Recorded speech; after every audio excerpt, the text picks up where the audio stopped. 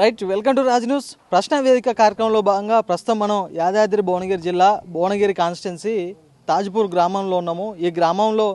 ఈ గ్రామ సర్పంచ్ రేకల సంతోష శ్రీనివాస్ గారి ఆధ్వర్యంలో నేడు బడిబాట కార్యక్రమం విజయవంతంగా చేపట్టడం జరిగింది. ఈ బడిబాట కార్యక్రమం యొక్క ముఖ్య ఉద్దేశం ఏంటిది, అదేవిధంగా ఇక్కడ ఉన్నటువంటి ప్రభుత్వ స్కూల్ను వీళ్ళు ఒక కార్పొరేట్ స్కూల్ లాగా కార్పొరేట్ స్కూల్కు ధీటుగా ఇక్కడ ప్రభుత్వ స్కూల్ను తీర్చిదిద్దడం జరుగుతుంది. అదేవిధంగా ప్రభుత్వం నుంచి సహకారం అయ్యవచ్చు, అదేవిధంగా ఇక్కడ ఉన్న సర్పంచ్ గారి సొంత నిధులతో కావచ్చు, ఇక్కడ గ్రీనరీ అయితేంది, వాటర్ ట్యాంకులు అయితేంది, ఇక్కడ టాయిలెట్స్ అయితేంది, విద్యార్థులకు సంబంధించిన సకల సౌకర్యాలు ఇక్కడ ఏర్పాటు చేయడం జరిగింది. అదేవిధంగా ఈ స్కూల్లో ఎటువంటి సకల సౌకర్యాలు ఉన్నాయి, అదేవిధంగా ఈ బడిబాట యొక్క ముఖ్య ఉద్దేశం ఏందో ఇక్కడ సర్పంచ్ గారిని, అదేవిధంగా ఇక్కడ ఈ స్కూల్కి సంబంధించిన టీచర్స్ అయితేంది, హెడ్ మాస్టర్ అయితేంది, వీళ్ళని అడిగి తెలుసుకునే ప్రయత్నం చేద్దాం. ఇక్కడ హెడ్ మాస్టర్ గారు నమస్కారం అండి. నమస్తే అండి. మీ పేరండి? నా పేరు వెంకటేశ్వర్లు. రైట్, అదేవిధంగా ఈరోజు గ్రామ సర్పంచ్ సంతోష శ్రీనివాస్ గారి ఆధ్వర్యంలో బడిబాట కార్యక్రమం చేపట్టడం జరిగింది మీరందరూ కలిసి. ఈ యొక్క కార్యక్రమం యొక్క ముఖ్య ఉద్దేశం ఏంటంటే ఏం చెప్తారు?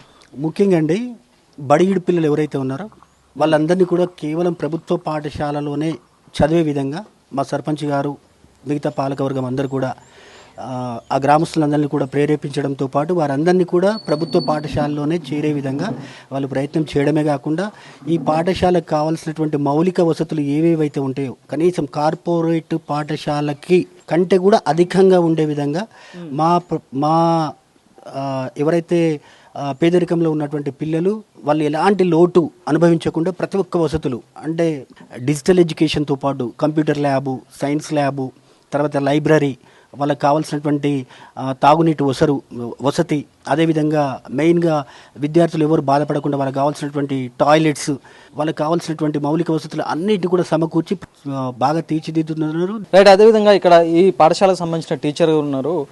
నమస్తే అండి. నమస్తే సార్. ఏంటి ఇక్కడ ఎటువంటి విద్య అందిస్తున్నారు? ఇక్కడ చాలా అన్ని విధాల గేమ్స్, నెక్స్ట్ అదే విధంగా మనకి డిజిటల్ విద్య, దాంతోపాటు కంప్యూటర్ ల్యాబ్ అట్లాంటివి అన్ని కూడా ఏర్పాటు చేయడం జరిగింది.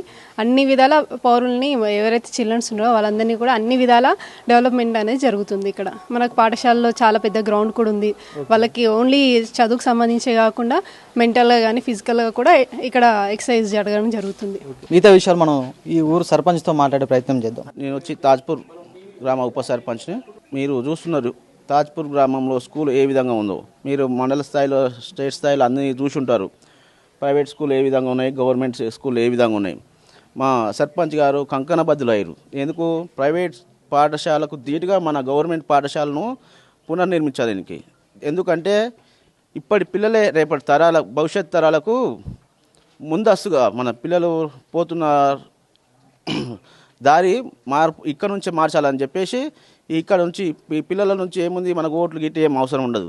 కానీ భవిష్యత్ ఊరు బాగుపడాలంటే ఇక్కడ నుంచే పిల్లలను మంచిగా మెరుగైన స్థాయికి ఎదగాలంటే విధంగా ప్రోత్సహించడానికి స్కూల్ను ఈ విధంగా తయారు చేసి చూస్తున్నారు మీరు. అంత ఆహ్లాదకరమైన రూములు, ఫ్యాన్సు, కంప్యూటర్సు, అన్ని విధాల పిల్లలకి ఏ లోటు లేకుండా టాయిలెట్స్ అన్ని ఏర్పాట్లు చేసి పిల్లల భవిష్యత్తుకు గ్రామం స్థాయి మన గ్రామ పంచాయతీ ఏ విధంగా డెవలప్ అవుతుంది అనే విధంగా చూపించడానికి మన సర్పంచ్ గారు అన్ని విధాల 15 లక్షలు ఖర్చు పెట్టి తయారు చేస్తారు. దీన్ని గ్రామ ప్రజలు అనుసరించి ప్రతి ఒక్క విద్యార్థిని ప్రైవేటు పాఠశాలకు పంపించకుండా గవర్నమెంట్ పాఠశాలను వినియోగించుకోవాలని కోరుకుంటున్నాను. రైట్, ప్రస్తుతం మనతోటి ఈ తాజ్పూర్ గ్రామ పంచాయతీ కార్యదర్శి గారు ఉన్నారు.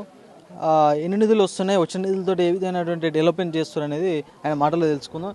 చెప్పండి, ఇక్కడ ఎన్ని నిధులు వస్తున్నాయి, ఇప్పటివరకు ఎన్ని నిధులు వచ్చినాయి గ్రామ పంచాయతీ? మా తాజ్పూర్ గ్రామ పంచాయతీకి ఇప్పటివరకు 15th ఫైనాన్స్ నిధులు ఉండే సెంట్రల్ గవర్నమెంట్ ఫండ్. ఇప్పటివరకు 6 లక్షల రూపాయలు గ్రామ పంచాయతీకి రావడం జరిగింది.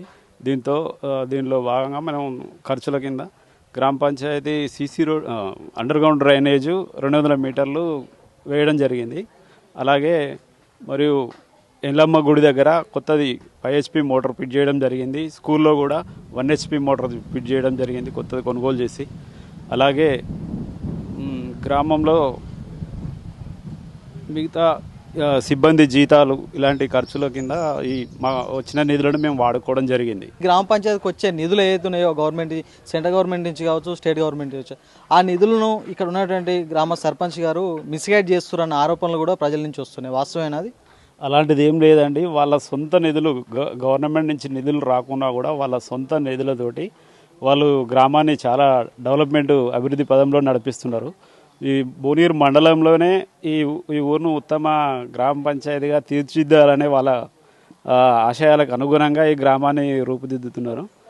అలాంటిది ఏం లేదండి.